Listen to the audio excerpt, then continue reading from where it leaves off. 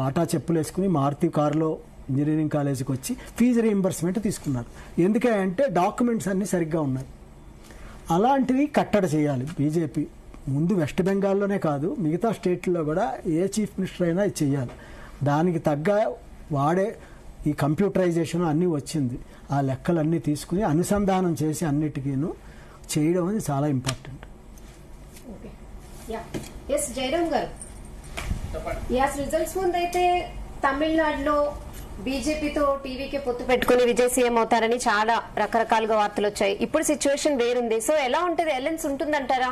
TVK బీజేపీతో పొత్తు పెట్టుకుంటుందా లేదా? ఏం చెప్తారు?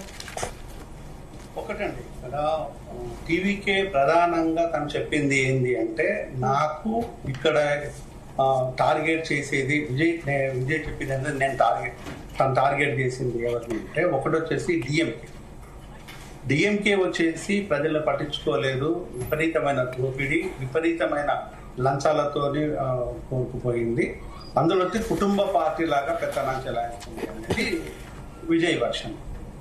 ప్రజలకు అది కన్విన్స్ చేయాలి. బీజేపీ విషయానికి వస్తే, సో ఇక్కడ బీజేపీని కూడా మతతత్వ పార్టీగానే చిత్రీకరించేసిండు. మతతత్వ పార్టీలతోనే పొత్తు పెట్టుకోను అనే దాన్ని చాలా క్లియర్గా చెప్పిండు.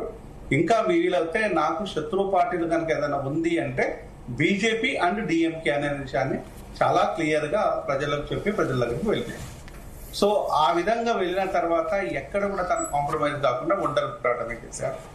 ఇక్కడికి విజయ్ కి ప్రాబ్లమ్స్ క్రియేట్ చేయడంలో కూడా డిఎంకే బీజేపీ రెండు విజయ్కి ప్రాబ్లమ్స్ క్రియేట్ చేశారు. ఒకటి వచ్చి సంగీత విషయంలో విజయ్ వైఫ్ విషయంలో, సంగీత విషయంలో త్రిషను రోడ్డు మీదకి లాగి సంగీతం కన్ఫ్యూజన్ లోకి తీసుకెళ్లడానికి బీజేపీ నాయకులు. ఒకవైపు వచ్చేసి కరూరు విషయం లోపల ప్రొఫెసర్లు చనిపోవడానికి గల కారణాలు ప్రభుత్వం ఆ రోజు పట్టించుకోకుండా ప్రభుత్వము ఒక దోషిగా చిత్రీకరించే ప్రోగ్రాం పెట్టేసి ప్రజల దగ్గర వెళ్లకుండా పూర్తిగా కట్టడి చేసేసి అష్టదిగ్బంధనం చేసినట్టు చేసింది డిఎంకే. సో ఈ రెండు పార్టీల మీద తనకి సరైన ఒపీనియన్ లేదు. సో ద్రవిడియన్స్ కూడా దాన్ని కోరుకోవటం లేదు. ఈయనను వ్యతిరేకించారు. ఇక్కడ ద్రవిడియన్ పార్టీ అయినా డిఎంకేని వ్యతిరేకించిండ్రు. ఇంకొకటి వచ్చేసి బీజేపీని అయితే ద్రవిడియన్ పార్టీస్ డెఫినెట్ గా వ్యతిరేకిస్తే యాక్సెస్ అయిపోదు. అది చాలా క్లియర్ సార్. బీజేపీతో పొట్టు పెడుతుందని అనుకోరు. ఇక ఇతర చిన్న చిన్న పార్టీస్, విజయకాంత్ ఇతర చిన్న పార్టీలు ఏవైతే ఉన్నాయో, విజయకాంత్ కూడా 4-5 సీట్లు వచ్చినట్టు ఉన్నాయి. ఇక వాళ్ళ వైఫ్ ఇప్పుడు ఆపరేట్ చేస్తుందో, ఇలా చిన్న చిన్న పార్టీస్ తో కనుక తను పెట్టుకున్నట్టు అయితే అక్కడ కొంత పాసిబిలిటీ ఉంది. ఇక్కడ మ్యాజిక్ ఫిగర్ కావాల్సింది అక్కడ ఎంత అంటే 118 మ్యాజిక్ ఫిగర్ కి రీచ్ కావాలి. అంటే ఆ 118 కి ఎంత తక్కువ అయితే అంత ఇతర చిన్న చిన్న పార్టీలతో పొత్తు పెట్టుకోవడానికి అవకాశాలు ఉన్నాయి. అలా కాకుండా ఒకవేళ కనుక అన్నా డిఎంకే బీజేపీని వదిలేసుకొని వస్తే ఒకవేళ కనుక ఆ విధమైన ఛాన్సెస్ కూడా ఉంది. వదిలేసుకొని వస్తుందా అనేది $1 మిలియన్ ప్రశ్న. మరొక వైపు వచ్చేసి కాంగ్రెస్ లో లోకల్ గా ఉండే నాయకులు విజయ్ దగ్గరికి వెళ్ళేసి పొత్తుల కోసం మాట్లాడుతున్నప్పుడు దాన్ని సున్నితంగా తిరస్కరించింది రాహుల్ గాంధీ. ఎందుకంటే ఇండియా కూటమి లోపల స్టాలిన్ ఉన్నాడు కాబట్టి, స్టాలిన్ బీజేపీని డైరెక్ట్ గా వ్యతిరేకిస్తున్నాడు కాబట్టి స్టాలిన్ వదులుకోవడానికి ఛాన్స్ లేదు కాబట్టి అక్కడ పొత్తుకు వాళ్ళు ముందుకు రాలేదు. కాబట్టి ఇక్కడ ఇవన్నీ చూసినట్టు అయితే బీజేపీతో పోవడానికి ఛాన్స్ లేదు. డిఎంఏ అయితే ససేమిరా అవుతుంది. ఇక్కడ అన్నా డిఎంకే ఇతర చిన్న చిన్న పార్టీలతోనే పాల్గొంటుంది. అన్నా డిఎంకే బీజేపీ లేకుండా వస్తుందా అనేది, అది కూటమిలో ఉంది కాబట్టి వస్తుందా అనేది ఇక్కడ $1 మిలియన్ ప్రశ్న. వీటన్నిటిని గమనిస్తూ ఉంటే డెఫినెట్ గా విజయ్ సీఎం అవుతాడు. విజయ్ కి ఇక్కడ ఇబ్బంది పెట్టిన వాళ్ళల్లో ప్రధానంగా బీజేపీ ఉంటది, ముందు వరుసలో డిఎంకే ఉంటది. కాబట్టి వాళ్ళతో పొత్తు ఉంటుందని నేను అనుకోను. హలో, చెప్పండి. మొత్తానికి ఇక జయరామ్ గారు, అంటే మనం చూస్తున్నాం ఇప్పుడు 5 స్టేట్స్ లో కూడా, అంటే ఎగ్జిట్ పోల్స్ అంచనాలను అయితే ఎక్స్పెక్ట్ చేయలేదు కదా మనం తమిళనాడులో టీవీకే ఇంత ఆధిక్యం వస్తుందని. సో మెయిన్ అంటే రీజన్స్ చూసుకుంటే ఏం చెప్తారు మీరు ఇంత ఆధిక్యానికి? అంటే ఎగ్జిట్ పోల్స్ అన్ని రకరకాల ఊహాగానాలకు వెళ్ళి మూకుమ్మడిగా ఒకటో రెండో తప్ప మూకుమ్మడిగా అన్ని ఏజెన్సీస్ కలిపి ఏం చెప్పినాయి అంటే డిఎంకే మళ్ళీ అధికారంలోకి వస్తుంది అన్నట్టుగా మాట్లాడారు. సో ఒక 10, 18, 20 సీట్లు టీవీకేకి వస్తుంది. సో పెద్దగా ఏం ఉండకపోవచ్చు అనే దాన్ని ఎగ్జిట్ పోల్స్ అన్నారు. కానీ ఎగ్జిట్ పోల్స్ ఈ రోజులలో ఎలా ఉన్నాయో మనం చెప్పగలం. ఎందుకంటే ఆ ఏజెన్సీస్ మీద అనేక మంది స్పాన్సర్స్ ఉంటారు, అనేక కొన్ని పార్టీల ఇన్ఫ్లుయెన్స్ ఉంటుంది. కాబట్టి వాళ్ళకు అనుగుణంగా ఎగ్జిట్ పోల్స్ ఉన్నాయనే దానికి ఇది ఎగ్జాంపుల్. వీళ్ళు ఇన్ఫ్లుయెన్స్ లో ఉన్నారు అనేది చెప్పడానికి ఇది బెస్ట్ ఎగ్జాంపుల్. అంటే రియాలిటీలోకి వీళ్ళు వెళ్ళలేదు, ఓన్లీ మేనేజ్మెంట్ మాత్రమే చేయగలుగుతున్నారు. ఎవరినో సాటిస్ఫై చేయడం కోసం ఎగ్జిట్ పోల్స్ వస్తున్నాయి అంతే తప్ప రియల్ గా ప్రజల్లోకి వెళ్ళేసి ఒక సమీకరించినది కాదు అనేది దీంతోనే బట్టబయలైపోయింది. అంటే ఎప్పుడు కూడా ఎగ్జిట్ పోల్స్ ఎగ్జాక్ట్ పోల్స్ అనేది మనం ఎప్పుడు దాన్ని తీసుకోలేదు. ఇప్పుడు కూడా మరొకసారి రుజువు అయిపోయింది. సో మనం దీన్ని క్లియర్ గా చెప్పాలంటే, ఒక రకంగా చెప్పాలంటే బీజేపీ కూటమి కావచ్చు, కాంగ్రెస్ కూటమిల దానికంటే కూడా అత్యధికంగా అతి తక్కువ టైం లోపల ఎన్టీ రామారావు తర్వాత అతి తక్కువ టైం లోపల అధికారంలోకి వచ్చిన ఏకైక వ్యక్తి ఇప్పుడు ఉన్న అన్ని రాజకీయ పార్టీలో విజయ్ మాత్రమే. సో ఇంత కొద్ది సమయం లోపలనే అత్యున్నతమైన విజయాన్ని సాధించడం అనేది ఇంతవరకు ఎవరితో జరగలేదు. సో ఇక్కడ ఏ రాజకీయ పార్టీ కూడా అంతటి ఘన విజయాన్ని ప్రజలు సొంతం చేయలేదు. ఇక్కడ తమిళనాడు ప్రజల లోపల ఉన్న గొప్పతనం ఏంటంటే 2 విషయాలలో తమిళనాడు ప్రజలు చాలా క్లియర్ గా మనకు కనిపిస్తుంది. ఒకటి వచ్చేసేమో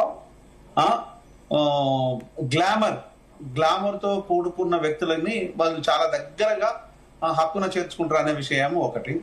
ఇంకొకటి వచ్చేసేమో ఇతర సంక్షేమ పథకాలు ఏవైతే ఉన్నాయో సంక్షేమ పథకాలని కూడా వాళ్ళు చాలా క్లియర్ గా ఆస్వాదిస్తారు అనే విషయాన్ని.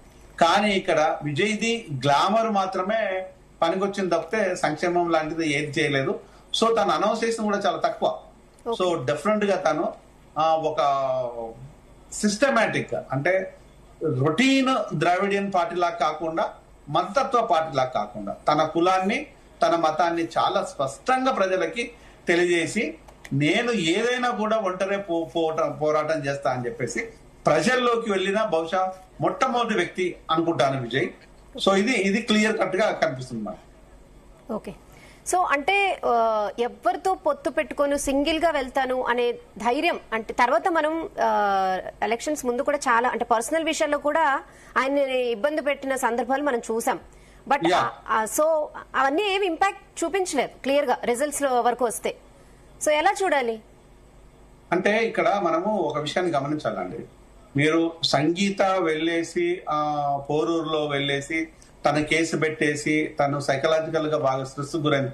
సంగీత అంటే విజయ్ వైఫ్ వెళ్ళేసి అక్కడ కేసు పెట్టిన తర్వాత దాన్ని ఇతర రాజకీయ పార్టీలు ఒక వేడుక లాగా సెలబ్రేట్ చేస్తుంది. అంటే ఒక రకంగా చెప్పాలంటే సోషల్ మీడియాలో కొన్ని రాజకీయ పార్టీలు విపరీతమైన దుమ్మెత్తిపోసే ప్రోగ్రాం చేసేసింది. విజయ్ ని ఒక రాక్షసులాగా క్రియేట్ చేసే ప్రోగ్రాం పెట్టేసింది. దేనికి జంకకుండా బెంకకుండా విజయ్ చాలా క్లియర్ గా చాలా పేషెన్సీగా వెయిట్ అండ్ సీ అనే విధంగానే ఉన్నాడు. కానీ ఆ రోజు తను ఉరకకుండా తురకకుండా ఉండటానికి ఈ రోజు ఆ రిజల్ట్స్ చాలా క్లియర్ కనిపించాయి మనకు. ఎలక్షన్స్ టైంలో కూడా విజయ్ ఒకటి అప్పీల్ చేశాడు. ఏమని అప్పీల్ చేశాడంటే బస్ స్టాండ్లలో ప్రజలు ఉన్నారు, వాళ్ళకి ప్రయాణ సౌకర్యాన్ని దయచేసి కల్పించండి. నీళ్ళకు కూడా వాళ్ళకి ఇబ్బంది పడుతున్నారు, నీళ్ళకు కూడా అక్కడ వసతులు క్రియేట్ చేయండి అని చెప్పేసి ప్రభుత్వాలకు ఎలక్షన్ కమిషన్ కి చాలా క్లియర్ గా తను చెప్పాడు. అయినా కూడా ఎలక్షన్ కమిషన్ ప్రభుత్వం లేదు కాబట్టి ఎలక్షన్ కమిషన్ పెద్దగా పట్టించుకున్నట్టు ఏం లేదు. అంటే ఆ రోజు ప్రజలకు ఎక్కడెక్కడి నుంచో వచ్చేసి ఓట్లేసిన్లు తమిళనాడు చరిత్ర లోపల, భారతదేశ చరిత్ర లోపల అట్లా అత్యున్నతమైన పోలింగ్ రికార్డ్ అవ్వడం మాత్రము ఇదే ఫస్ట్ టైం అనేది తమిళనాడు విషయంలో మనం గమనించాం. అంటే ఇంత మెజారిటీ పోలింగ్ అనేది మనం తమిళనాడులో చాలా క్లియర్ గా చూసాము.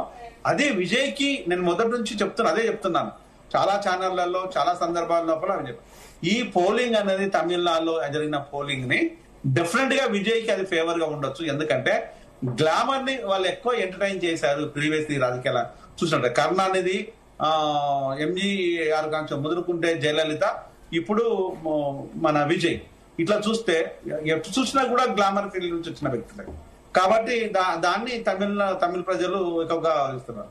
ఇంకొకటి వచ్చేసేమో ఈ సంక్షేమపు అంశాల విషయానికి వస్తే దాన్ని కూడా ప్రజలు దాన్ని యాక్సెప్ట్ చేశారు. అంటే ఈ రెండింటిని దృష్టిలో పెట్టుకుంటే విజయ్కి మోర్ పాసిబిలిటీ ఉండొచ్చు, విజయ్కి ఆ ఓట్ పర్సంటేజ్ ఉండొచ్చు. ముఖ్యంగా జెన్జీ ఫిమేల్ ఓటింగ్ అంతా విజయ్కి వచ్చింది అని చెప్పినాము. ఆ రోజు డిస్కస్ చేసుకున్నాం అనేక సందర్భాల లోపల. అది ప్రూవ్ అయింది, ఈ రోజు అది ప్రూవ్ అయింది. యా జయరాం గారు, అంటే నిజంగా అంటే మీరు చెప్పినట్టు ఆయన ఒక్కరేమో ఇంత షార్ట్ పీరియడ్ లో ఇంత మెజారిటీ, ఈవెన్ నాట్ అంటే పొలిటికల్ ఎక్స్పీరియన్స్ కూడా లేదు కదా ఫిల్మ్ ఇండస్ట్రీ నుంచి ఆయన డైరెక్ట్ గా సింగిల్ గా ఎలా పాసిబుల్ అయిందంటే ఏం చెప్తారు?